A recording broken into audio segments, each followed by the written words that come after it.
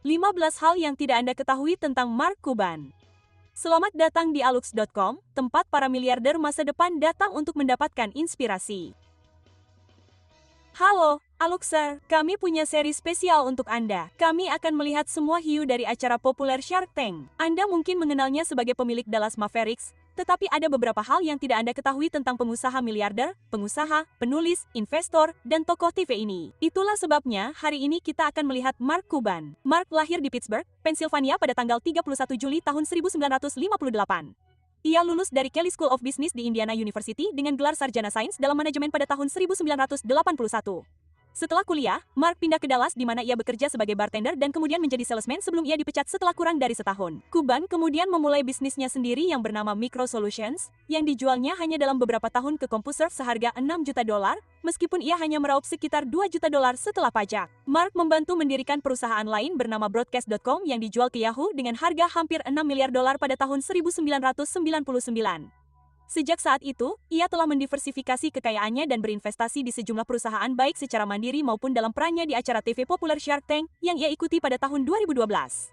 Ia membeli saham mayoritas di Dallas Mavericks pada tahun 2000 seharga $285 juta. Ia menikahi istrinya Tiffany Stewart pada tahun 2002 dan mereka memiliki 3 orang anak, Alexis, Alyssa, dan Jake. Oke, cukup dengan latar belakangnya. Mari kita bahas 15 hal yang tidak Anda ketahui tentang Mark Cuban. Pertama, Cuban putus sekolah menengah atas. Mark adalah siswa yang sangat sukses, dan inilah mengapa setelah tahun pertama sekolah menengah atas, Cuban memutuskan untuk putus sekolah dan mengambil GED-nya sehingga ia dapat memulai kuliah setahun lebih awal. Ia diterima di Universitas Pittsburgh yang bergengsi, tetapi keluar setelah 1 tahun karena ingin masuk ke sekolah yang biayanya tidak terlalu mahal. Ia memilih Universitas Indiana karena merupakan yang termurah dari 10 pilihan sekolah bisnis teratas.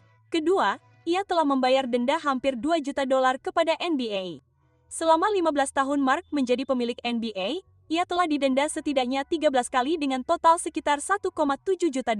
Pada tahun 2002, Mark menghadapi denda terbesar dalam sejarah NBA sekitar $500.000 karena kritik publiknya yang berulang terhadap wasit NBA, termasuk mengatakan bahwa manajer ofisial liga tidak akan mampu mengelola Dairy Queen. Dairy Queen menanggapi dengan mengundang Mark untuk mengelola salah satu restoran Dairy Queen mereka selama sehari. Mark menerima dan para penggemar berbondong-bondong ke CPL Texas Dairy Queen untuk memesan Blizzard dari miliarder itu. Namun sisi baiknya, ketika ia didenda, ia selalu menyumbangkan jumlah yang sama untuk amal.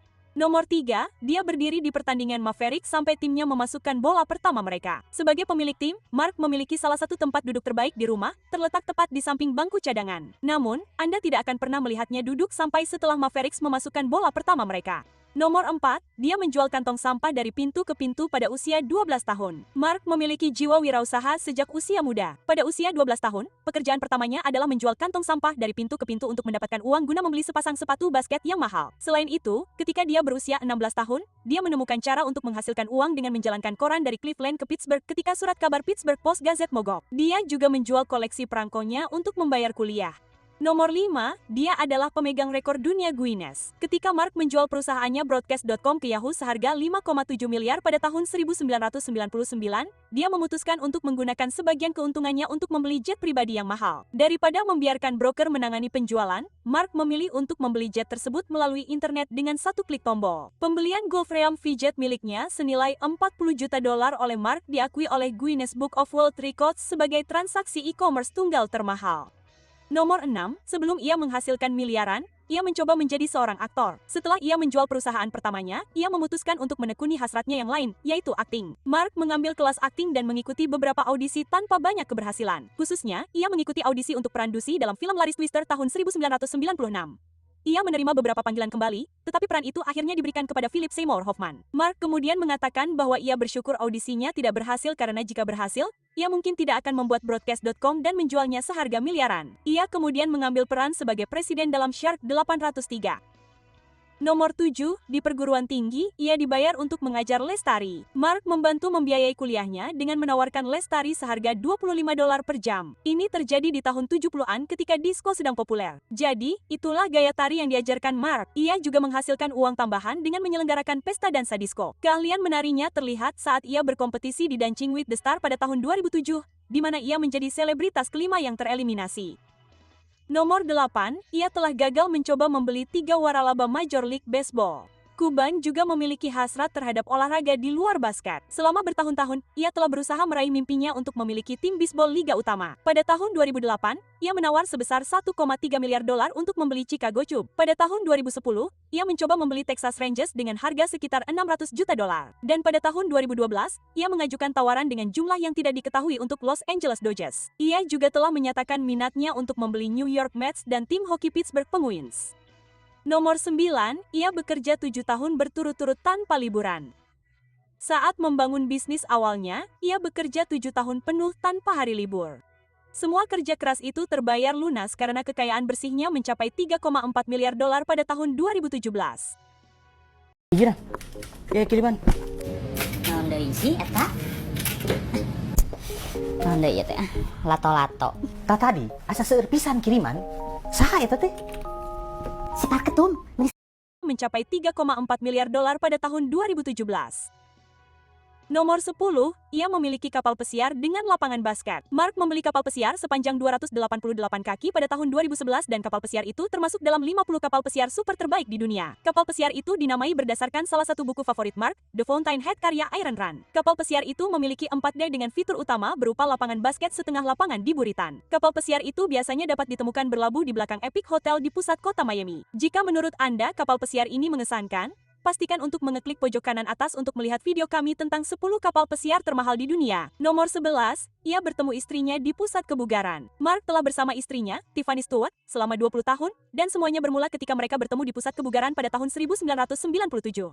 Keduanya menikah di Barbados dengan hanya sekitar 20 teman dekat dan keluarga mereka yang hadir. Nomor 12, ia mempertimbangkan untuk mencalonkan diri sebagai pejabat politik. Mark tidak hanya mengidentifikasi dirinya dengan partai politik Republik atau Demokrat dan telah menyumbang ke kedua sisi politik tersebut. Ia menyatakan bahwa mencalonkan diri sebagai presiden adalah ide yang menyenangkan untuk dibicarakan dan mengklaim bahwa ia akan mengalahkan Hillary atau Trump dalam pemilihan umum 2016.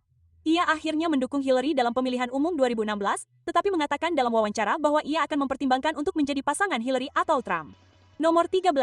Ia telah menawarkan untuk menginvestasikan uang paling banyak di Shark Tank. Kita harus berhati-hati dalam memilih kata-kata ini karena Shark selalu diizinkan untuk membatalkan kesepakatan di luar siaran setelah mereka melakukan uji tuntas, tetapi Mark telah membuat tawaran investasi gabungan tertinggi di acara tersebut, dengan total lebih dari 20 juta dolar dalam potensi investasi hingga saat ini. Mark juga yang terkaya dari semua hiu yang pernah muncul di acara tersebut.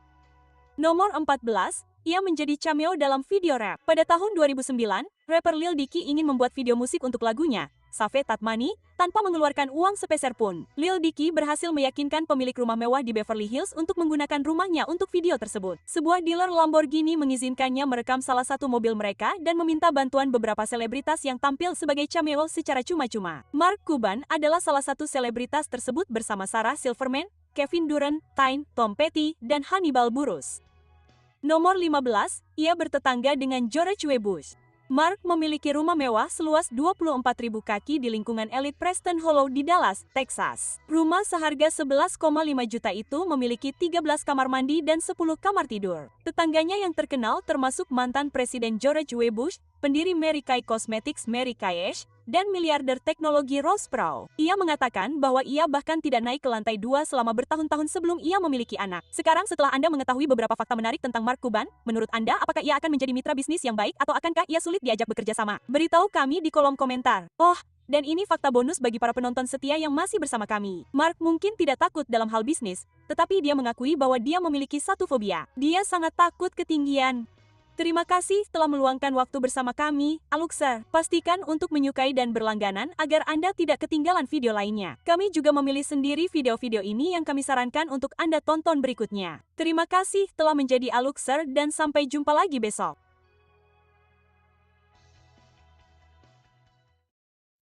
Buat kalian yang nggak tahu, Shopback itu tuh kayak aplikasi supaya kita bisa dapat cashback kalau shopping online. This is a screenshot the saldo yang udah aku kumpulin dari belanja-belanja online. Ini cashback aku total segini. Pertama, kalian harus download aplikasi Shopback. Kalau udah di-download, kalian tinggal buka aja. Terus nanti tinggal pilih e-commerce yang kalian tuju. Dan nanti setelah kalian transaksinya udah selesai dan terverifikasi, cashback kalian bakal masuk ke akun Shopback kalian. Cashbacknya kalian bisa cairin ke uang cash dengan minimum penarikan 50.000. Aku mau jujur dulu, kondisi fokus kita sekarang ini lagi kacau banget.